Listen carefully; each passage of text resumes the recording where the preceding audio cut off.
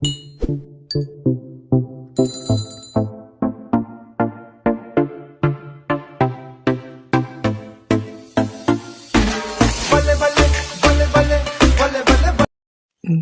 বন্ধুরা, তোমরা এখন দেখতেই পাচ্ছ এখন কিন্তু খই ভাজা হচ্ছে দাদার বিয়ের জন্য। অনেক রকম কিন্তু রিচুয়ালস হয় যেগুলো কিন্তু আমার নিজের ঠিক জানা নেই।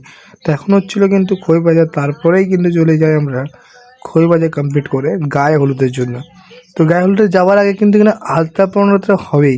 তাই দেখতে পাচ্ছ কিন্তু আলতা পরানো শুরু হয়ে গেছে। এখানে কিন্তু পিসিদেরকে আলতা পরানো হচ্ছে। এই আলতাটা পরাচ্ছে কিন্তু আমার পিসিকে। তোমার পিসি আলতা পরার পর কিন্তু সরি, পিসি নয়, আমার বৌদিকে। তো তারপর এখানে দেখতে পাচ্ছ এখানে বেটু রয়েছে, এখানে আমার মা খই বাজছে। তো তারপরেই কিন্তু এদেরকে নিয়ে শুরু হবে আমাদের গায়ে হলুদের পর্ব। তো মা এখন কিন্তু খই বাজছে, তা খই বাজার পরেই কিন্তু হয়ে যাবে আমাদের গায়ে হলুদের পর্ব শুরু। দেখতে পাচ্ছ কিন্তু আমাদের গায়ে হলুদের পর্ব শুরু হয়ে গেছে। দাদা কিন্তু গায়ে হলুদের জন্য হলুদ লাগানো হচ্ছে। আমরা কিন্তু খুব বিশেষভাবে এনজয় করছি ব্যাপারটা, দাদার বিয়ে বলে কথা। তো দেখতে পাচ্ছ কিন্তু গায়ে হলুদ দাদাকে লাগানো হচ্ছে, পুরো ভালোভাবে একদম হলুদ লাগানো হচ্ছে দাদাকে, তো মেখে মেখে। তারপর দেখতে পাচ্ছ গায়ে হলুদ করার পর চলেছে ওদের খাবার। এবার গায়ে হলুদ করার আগে একটা রিচুয়ালস থাকে, যে খাওয়ানোর কিছু রিচুয়ালস থাকে। দেখতে পাচ্ছ বুনু রয়েছে, আর এখানে রয়েছে আমার ঘরের সমস্ত মেম্বার, দাদা যার বিয়ে, তো দাদা রয়েছে এখানে। কিন্তু ওদের খাওয়া শুরু, নির্ভর আমার ভাই সেও কিন্তু খাচ্ছে, দুজনেই কিন্তু খেতে বসছে একসাথে। তারপরে চলে এলাম বৌদির বাড়ি। বৌদির বাড়ি খুব কাছে থাকায় আমরা তত্ত্ব নিয়ে এসেছিলাম। তো দেখতে পাই বৌদিরা কিন্তু গায়ে হলুদের পর্বটা আমরা দেখতে পাই, তাই একটা ক্লিপ তোমাদের সঙ্গে শেয়ার করলাম। তারপর একটু আমি খ্যাত মেরে নিজেকে রেডি করে চলে গেলাম ফটোশ্যুট করার জন্য যাব। তো যাওয়ার জন্য আমি কিন্তু রেডি হয়ে এসেছি। কেমন লাগছে তোমরা একটা কমেন্ট করে অবশ্যই জানিও। এরপরে কিন্তু আমরা বেরোবো এখন গায়ে হলুদের পর। এরপর আমরা কিছু ফটোশ্যুট করতে, দাদা আর বৌদি। দেখতে পাচ্ছ প্রি ওয়েডিং নয়, বাট সবাই ছোট মতন একটা ফটোশ্যুট ভিডিও শ্যুট করা হবে। এই বৌদি রয়েছে, একটা বালিজুড়ি বলে জঙ্গল আছে, সেখানে কিন্তু আমরা শ্যুট করতে এসেছি।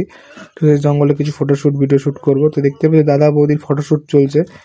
ক্যামেরাম্যান এখানে মোটামুটি 4 থেকে 5 জন ছিল, আর আমি এখানে একাই ওদেরকে জ্বালাচ্ছিলাম।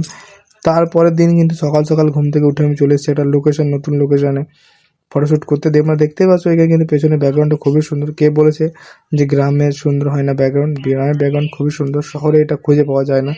তাই কিন্তু শহরের ব্যাকগ্রাউন্ডের জায়গা থেকে আমি যদি বলি, গ্রামের ব্যাকগ্রাউন্ড জায়গা খুবই ভালো হয় 1 নম্বর। 2 নম্বর হচ্ছে গ্রামে কিন্তু তোমার নিঃশ্বাস খোলা নিতে পারবে, শহরে কিন্তু তুমি খোলা নিঃশ্বাস নিতে পারবে না, কারণ সেইটি চারিদিকটাই তোমার কিন্তু বন্দি। তো দেখতে পাচ্ছ তোমার পেছনে ব্যাকগ্রাউন্ডটা কত সুন্দর এবং কত ভালো লাগছে দেখতে। এই জঙ্গলটা তোমরা কোনো অ্যালবাম, ভিডিও, ফটোশ্যুট সব কিছু করতে পারো। আমরা তো এখানে ভিডিও শ্যুট করতে এসেছিলাম।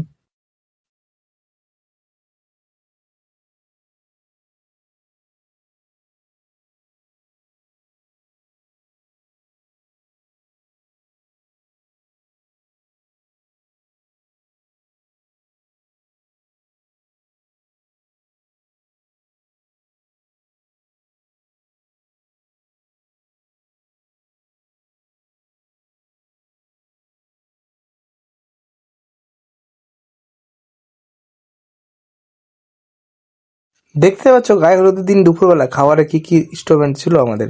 দেখতে পাচ্ছ এখানে ছিল ডাল, ছিল মাছের ঝোল, ভাত, আর ছিল কিন্তু চাটনি। তো তোমাদেরকে সবই এক এক করে দেখাবো। এখানে দেখতে পাচ্ছ তোমরা রয়েছে কিন্তু 5 মিশালের সবজি, প্লাস নিচে রয়েছে শাক, যেটা তোমাদেরকে দেখালাম। এটা রয়েছে ডাল, আরও কিছু রয়েছে। দেখতে পাচ্ছ মাছের ঝোল রাখা রয়েছে। এগুলো কিন্তু গায়ে হলুদের দিন দুপুরবেলা দেওয়া হয়েছিল। তো দেখতে পাচ্ছ রান্না পুরো কমপ্লিট। এবারে এক এক করে বসলেই কিন্তু খাওয়া দাওয়া শুরু করে দেওয়া হবে। তো এখানে কিন্তু সবাই খাতে দেওয়া, মানে যারা যারা খেতে আসছে সবাই কিন্তু খাবারের খুবই নাম করছে। তারপরে খাবার খেতে খেতে খাওয়া হয়ে গেলে আমরা চলে আসি আরও কিছু রিচুয়ালস দেখতে। দেখতেই পাচ্ছ বাড়িতে কিছু রিচুয়ালস হচ্ছিল, যেগুলো কিন্তু বাঙালি ঘরে খুব একটা দেখা যায়। সেই রিচুয়ালসগুলো তোমরা হয়তো জানবে। তো দেখতেই পাচ্ছ এখানে কিন্তু সবাই খেতে বসছে, মা আর বোন, দিদা, ঠাকুমারা, ঠিক আছে। তো এরা খেতে বসছে, এরা খাবার খাচ্ছে, তোমরা দেখতেই পাচ্ছ। সবাইকে দেখাচ্ছে, দেখো 2 ভাই বসছে, এরা 2 বন্ধু। আর এখানে কিন্তু মোটামুটি সবাই খেতে বসে গেছে, খাওয়া দাওয়া সবাই খাচ্ছে, আমি এদিকে ঘুরে বেড়াচ্ছি। তো তারপরে বিকেল হতে আমরা কিন্তু ব্যাংক পার্টির জন্য বেরিয়ে যাই। তো দেখতে পাচ্ছ ব্যাংক পার্টি নিয়ে আমরা চলে যাচ্ছি কোথায়? আমরা যাচ্ছি জলসাইতে। জলসাইতে যাওয়ার জন্য কিন্তু সবাই রেডি হয়ে গেছে। ব্যাংক পার্টি কিন্তু বাজাতে শুরু করে দিয়েছে। ব্যাংক পার্টি বাজনা বাজতে বাজতে কিন্তু ততক্ষণে আমরা বেরিয়ে গেলাম।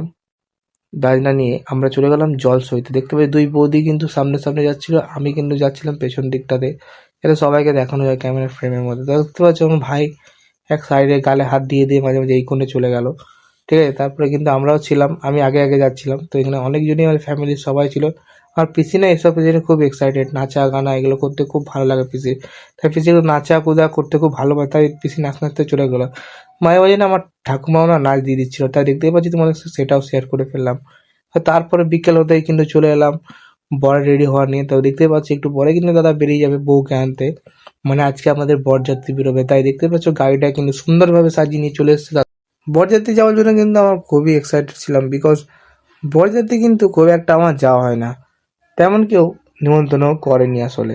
নিজের দাদার বিয়ে আবার সেখানে এনজয় না করি সেটা কি হয়? তাই কিন্তু দাদার বিয়ের বাড়ির সবাই যখন রিচুয়ালস করছিল তখন কিন্তু আমি নাচা কুদা করছিলাম। হ্যাঁ বন্ধু, তোমরা একদম ঠিক শুনেছো, তখন আমি একটু নাচা নাচা কুদা করছিলাম। তো দাদা এখানে গাড়ি কিন্তু যখন বেরোচ্ছে তখন ব্যাংক পার্টির সঙ্গে নাচ শুরু করে দিয়েছিলাম। তোমরা দেখতেই পাচ্ছ রাস্তায় কিন্তু আমি ফটকা নিয়ে খুবই ব্যস্ত, এদিকে একবার এদিকে একবার করে যাচ্ছি আমি। আমার কিন্তু খুবই মজা আসছিল, বিকজ দাদার বিয়ে বলে কথা। তো দেখতেই পাচ্ছ কিন্তু আমি এখানে মজা নিতে নিতে যাচ্ছি। তার একটু পরে কিন্তু আমরা এখানে বিয়ে বাড়ির ঠিক একটু সামনেই চলে এসেছিলাম, যেটাকে বলে কমিউনিটি হল। সেখানে কিন্তু বোম লাগিয়ে পরে আমরা বড় রকেট ছেড়েছিলাম, যেটাকে টু সাউন্ড বা তোমরা যেটা বলো বড় রকেট বোমগুলো সেইগুলো। তো দেখতেই পাচ্ছ এখানে কিন্তু সব রকেট বোম লাগানো হচ্ছে, আমি কিন্তু নাচতে ব্যস্ত। আমার কাছে কিন্তু নাচটা খুব ইম্পর্টেন্ট, কি বস বিয়েটা কিন্তু বারবার হয় না, এই দিনটাও কিন্তু বারবার আসে না, তাই আমি কিন্তু মন খুলে নাচতে শুরু করলাম। তো নাচাটা কোদা করতে করতে দেখি দাদা সাইড থেকে এসে বলে দাদা বোম লাগাবো, সরে যায়। দাদা তাকে সাইড করে দিল, কিন্তু আমার নাচা কিন্তু বন্ধ হয় না। পাশে থেকে আমার একটা ভাই ধরে নেয় নাচতে, যাতে আমি ওর সঙ্গে নাচি, বাট ওর সঙ্গে নাচি না, সাইডে সরে যাই। তারপরে যখন বোমটা লাগানো হয় তারপরে আমি আবার নাচ শুরু করবো ভেবেছিলাম। তো দেখতেই পাচ্ছ আমার আশেপাশে কিন্তু সবাই নাচ শুরু করে দিয়েছিল, সবাই মোটামুটি নাচছিল। তবে আমি ভাবছিলাম কখন নাচ শুরু করি। তো এই রকেট বোমটা ছাড়লেই কিন্তু আমি আবার নাচ শুরু করব, তোমরা দেখতে পাবে। তো বোমটা ছড়া অবধি আমি কিন্তু নাচলাম না, চুপচাপ দাঁড়িয়ে রয়েছি, তোমরা দেখতেই পাবে। তারপর তোমরা দেখতেই পাচ্ছ রকেটটা বোমটা কিন্তু ওপরে চলে গেছে, ফুটলো ও অসাধারণ পেটেছে কিন্তু। এইখানে বাজি ফোটা কিন্তু খুব সুন্দর দেখতে পাচ্ছ। বাজি ফোটার পরে কিন্তু আমি নাচতে শুরু করে দিয়েছি, আমি বেতামাশার মতো নাচছি, কোনো হাল নাই তাল নাই, আমি কিন্তু নিচে যাচ্ছি। তারপরে কিন্তু চলে এলাম আমাদের আমাদের ব্রাইডালের কাছে, মানে আমাদের বৌদির কাছে। ছোট বৌদির সঙ্গে দেখা করে কিন্তু চলে গেলাম আমি, বসে গেলাম নিচে চেয়ারে। আমরা তো আজকে বরযাত্রী, আর বিরাট সম্মান। তো বসে ওয়েট করছিলাম, তাই একটু পরে দেখি টিফিন দিয়ে দিল আমাদেরকে একটা করে। তো টিফিনটা খোলার আগে দেখি একটু স্টার্টারে কি আছে। স্টার্টার দেখলাম পকোড়া, চা আর রয়েছে ফুচকা। বাহ, খুব সুন্দর। তো আমি তার মধ্যে চেয়ে নিলাম দাদার কাছ থেকে, ভাই পকোড়া দাও না। পকোড়া চাইতে চলে গেলাম হাত বাড়িয়ে। তো পকোড়া দিয়ে চাইছি কিন্তু পকোড়া দিচ্ছে না, খুব বদমাশ লোকটা। আমাকে পকোড়া দিচ্ছে না, আমাকে দাঁড় করে রেখে দিয়েছে, পকোড়া দিচ্ছেই না বলে বলে আমি থকে গেলাম, কিন্তু পকোড়া আমাকে আর দিল না। আমি ওয়েট করে যাচ্ছি, দাও ভাই, ও ভাই পকোড়া দাও, পকোড়া দাও। পকোড়া আমাকে দিল না। তারপরে কিন্তু পকোড়া আমি ফাইনালি পেয়ে গেছি। তো পকোড়ার টেস্টটা কেমন তোমাদেরকে অবশ্যই দেখাবো, মানে বলে দেবো। তো পকোড়ার টেস্টটা কিন্তু খুবই সুন্দর। তারপরে তোমরা দেখতেই পাচ্ছ সিনেমাটিকভাবে তোমাদের একটু দেখায়, গণেশ বাবাজিকে প্রণাম করে নাও। তো প্রণাম করার পর কিন্তু তোমরা দেখতে পাচ্ছ ভেতরের ভিউটা, এখানে কিন্তু লাস্ট যখন সব শেষ তখনকার ক্লিপটা, বিকজ প্রথম ক্লিপটা নেওয়া হয়নি কারণ তখন আমি ব্যস্ত ছিলাম। তারপর কিন্তু আমার খুব জোরে খিদে পেয়ে যায়, আমি আর ওয়েট করতে পারছিলাম না, তাই কিন্তু চলে গেলাম আমি খাবার টেবিলে। আমি আবার বেশি রাত অবধি না খেয়ে থাকতে পারি না, তাই ওয়েট করতে বসে গেলাম, কিন্তু খাবার এখন আমাকে দেয়নি। আমি চুপচাপ বসে ওয়েট করছি। পাশে দেখতে পাচ্ছ যে মহারাজ পাশে বসে রয়েছে, সে হচ্ছে আমার ভাই। তোরা হয়তো ভিডিওতে খুব কম ফ্রেমে দেখতে হবে, কারণ এই খুব ক্যামেরার পেছনে থাকে। তো মেনু কার্ডে তোমাদের একটু শেয়ার করলাম, দেখতে পাই দাদা বৌদি দুজনের ছবি দেওয়া রয়েছে। ছবিটা দেখে তো আমি ভীষণ ফ্যান হয়ে গেলাম, কারণ কি ছবি আমি অ্যাকচুয়ালি দেখেছিলাম দেব আর জিতের, যেগুলো পোস্টার দেখা যায় খুব একটা। তো দেখতে পাই তারপরে একটু তোমাদের প্যান্ডেলের গেটের ভিডিওটা ক্লিপটা শেয়ার করে দিলাম। কেমন হয়েছে প্যান্ডেলের গেটটা একটু সাজিয়ে দিয়েছে বলে দিও কমেন্ট করে। তো মেনু কার্ডটা তোমরা দেখতে পাচ্ছ কী কী খাবার রয়েছে, সব মেনু কার্ডে তোমরা পড়ে দিতে পারো। তারপরে দেখতে পাচ্ছ ভেজিটেবল চপটা একটু সশস্ত্রে চুবিয়ে আমি কিন্তু এবার একটু মানে বলিদান করতে যাব। তো বলিদান করা হয়ে গেল, খাওয়া শুরু করে দিয়েছি। এক কামড় দিতে কিন্তু আমার বেশ সুন্দর লাগলো। তারপরে কিন্তু খাবারের ওয়েট করছি এরপরে কী আসে। এরপরে তোমরা দেখতে পাচ্ছ মেনু কার্ডে কী ছিল তাও আমি তোমাদের বলে রাখলাম। তারপরে কিন্তু নান চলে এসেছিলো, কুলচা নান। তো কুলচা নানটাকে একটু চানা মশলার সঙ্গে চুবিয়ে কিন্তু আমি এবারে খাবো। তোমরা দেখায় একটু খেয়ে দেখায়, ফুড ব্লগার হয়েছি বন্ধুরা, একটু যদি খাবারের ভিডিও না দেখায় তা কি হয়। তো খাবারের ভিডিও তোমাদেরকে তো অবশ্যই শেয়ার করবো, দেখতে পাই তোমাদেরকে শেয়ার করছি আমি। কন্টিনিউ। তারপরে কিন্তু পোলাওয়ের সঙ্গে চলে আসছে কিন্তু চিলি চিকেন সঙ্গে পোলাওয়ের কম্বিনেশনটা অন্যরকম।